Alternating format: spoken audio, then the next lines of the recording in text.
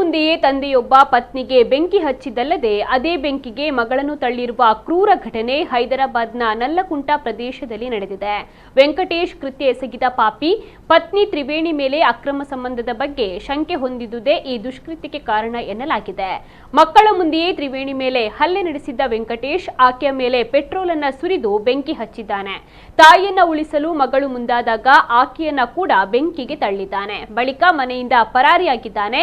ಕಿರುಚಾಟವನ್ನ ಕೇಳಿ ನೆರೆಹೊರೆಯವರು ಓಡಿ ಬಂದಿದ್ದು ತೀವ್ರ ಗಾಯಗಳಿಂದ ತ್ರಿವೇಣಿ ಅದಾಗಲೇ ಉಸಿರನ್ನ ಚೆಲ್ಲಿದ್ದಳು.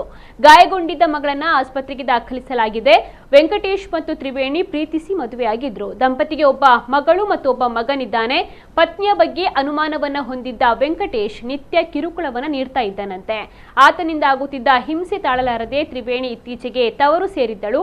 ಆದ್ರೆ ಪಾಪಿ ವೆಂಕಟೇಶ್ ಬದಲಾಗ್ತೀನಿ ವಾಪಸ್ ಬಾ ಎಂದು ಕರೆಸಿಕೊಂಡಿದ್ದನಂತೆ. ಇದೀಗ ಈ ಕುಕೃತ್ಯವನ್ನ ಮಾಡಿದ್ದಾನೆ.